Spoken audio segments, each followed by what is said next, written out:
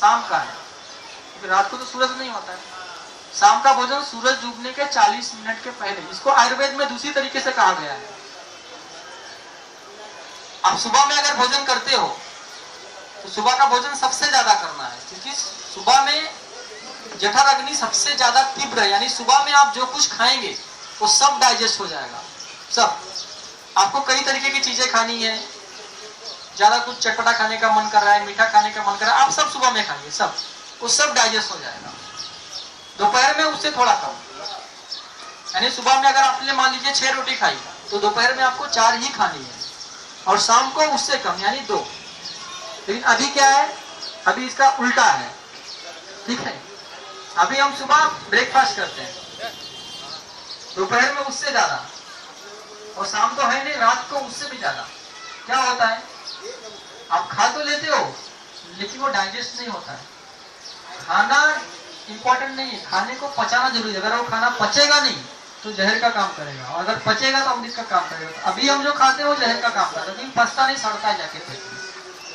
तो इसको आयुर्वेद में इस तरीके से कहा गया है कि सुबह का भोजन राजा की तरह, दोपहर का प्रजा की तरह, और शाम का भिखारी की तरह। यानी सुबह खूब सारा खाओ राजा की तरह, दोपहर में प्रजा पब्लिक की तरह नॉर्मल, और शाम को भिखारी। जैसे भिखारी के पास कुछ नहीं, जो मिल गया थोड़ा खा लिया, वैसे ही बहुत स्वस्थ रहेंगे आप। फिर आपके मन में एक सवाल आएगा कि शाम को खा लेंगे तो रात को वापस भूख लग गई तो, ठीक है। तो आयुर्वेद में रात को खाने के लिए एक ही चीज है, वो आप ले सकते हो, जितनी चाहे उतना ले लीजिए, क्योंकि वो चीज को डाइजेस्ट होने के लिए या पचाने के लिए जो एंजाइम्स चाहिए वो हमारे शरीर में रात को ही बनते हैं या शाम को ही बनते हैं, और वो है दूध, देसी गाय का दूध। आपको अगर वापस भूख लग गई, मान लीजिए आप रात को 11 बजे सोते हो और आपने शाम को 6 बजे खाना खा लिया, तो शायद आपको 5 घंटे में वापस बड़ी भूख लग जाएगी, आप दूध पी लीजिए, सो जाइए। फिर आप बोलेंगे सुबह सुबह भूख नहीं लगती, कैसे खाएंगे?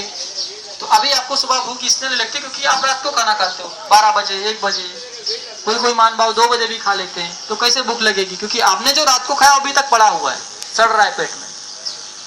आप लोग कभी कभी व्रत करते रहेंगे, तो व्रत में क्या होता है, आप पूरा दिन नहीं खाते, तो क्या होता है, अगले दिन सुबह में खूब जोर की भूख लगती है। क्यों? क्योंकि आपने एक दिन पहले कुछ नहीं खाया। यानी आप रात का भोजन बंद कीजिए, आपको अगले दिन सुबह अच्छे से भूख लगेगी, दबा के खा लीजिए, दोपहर में कम, शाम को थोड़ा कम। तो इससे आपका पाचन तंत्र सही रहेगा, भोजन सड़ेगा नहीं, और जो कुछ भी खाएंगे थोड़ा ही खाएंगे, वो आपके शरीर को लगेगा, ठीक है। अभी नियमों के बाद में मैं थोड़े से जहर पे आता हूं कि आपके घर में जहर क्या क्या है, वापस मैं फिर नियमों पे आऊंगा। नमक एक जहर है हमारे घर के अंदर, लेकिन कौन सा नमक? सारे नमक नहीं, आयोडीन नमक जहर है ये। फिर आप पूछेंगे कौन सा खाना चाहिए, सेंधा नमक या फिर काला नमक, ठीक है। अब ये जहर क्यों है, इसके पीछे का क्या है, आप ये समझ लीजिए। नमक में आयोडीन डालते ही आपको पता है, वो भी जहर है, आयोडीन भी जहर है, क्योंकि अगर ज्यादा मात्रा से ज्यादा शरीर में आ जाए तो जहर है वो। अभी नमक में एक और तत्व पड़ता है, उसको बोलते हैं एल्यूमिनियम सिलिकेट। वो क्यों डालते हैं?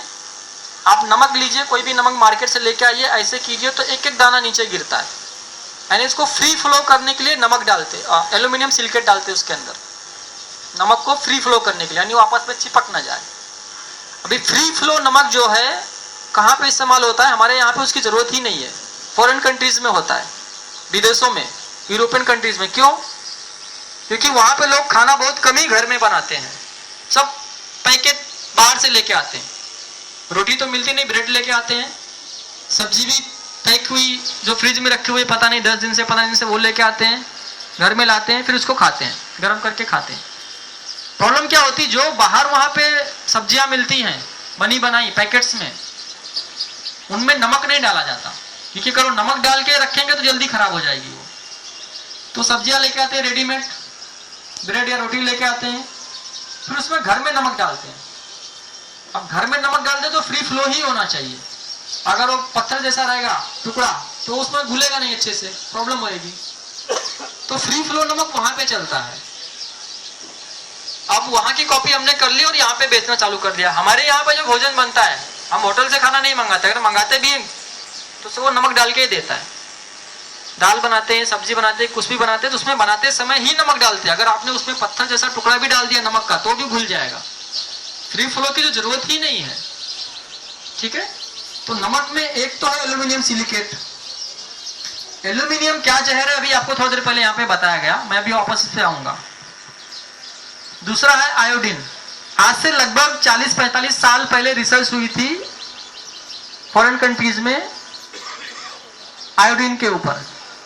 वहां पे जब लोग बीमार पड़ने लगे, उनको घेंघा रोग होने लगा, उस पर रिसर्च हुई कि इनको क्यों हो रहा है। तो रिसर्च में सामने आया कि कुछ लोगों को हो रहा था कि इनके अंदर शरीर में आयोडीन की कमी है, इसलिए इनको घेंघा रोग हो रहा है। तो बस रिसर्च वहां पे रुक गई और फिर ये हो गया कि ठीक है, अभी नमक ही ऐसी चीज है जो हर व्यक्ति खाता, तो इसी में मिला के सबको दो। तो पूरी दुनिया में वो चलने लगा और आयोडीन नमक में जो है डाल के लोगों को दिया जाने लगा। अभी क्या हो गया, दुनिया में बहुत सारे देश हैं जिनकी पॉपुलेशन जो है ना हमारे एक जिले के बराबर है, जिनको बोलते हैं सिटी कंट्री। एक सिटी के बराबर भी नहीं है। स्विट्जरलैंड उसमें से एक है, फिर डेनमार्क हो गया, नॉर्वे हो गया, स्वीडन हो गया, बहुत सारे देश हैं, वो एक हमारे जिले के बराबर है। तो वहां पे सरकारों की एक प्रॉब्लम रहती है कि हमें अपनी जनसंख्या बढ़ानी है बहुत तेजी से। वो इसी चीज में परेशान रहते हैं क्योंकि छोटे से हैं, खत्म हो जाएंगे। तो अपनी जनसंख्या बढ़ानी है, उसके लिए बहुत सारे प्रोग्राम करते हैं। वहां पे कोई अगर गवर्नमेंट एम्प्लॉई है, अगर उसको एक बच्चा 1 से 2 हो गया तो उसका प्रमोशन, 3 हो गया उसके ऊपर, 4 हो गया उसके ऊपर, यानी बच्चे ज्यादा पैदा करेंगे तो उनको प्रमोशन, क्योंकि अपनी पॉपुलेशन बढ़ानी है। तो वहां पे उनकी पॉपुलेशन बढ़ रही है कि नहीं बढ़ रही है, किस स्पीड से बढ़ रही है, हर साल वहां पे सर्वे होता रहता है हमेशा। जैसे हमारे यहाँ पे सेंसस होता है हर 10 साल में एक बार कि हमारी जनसंख्या कितनी है, वहां पे हर साल होता है।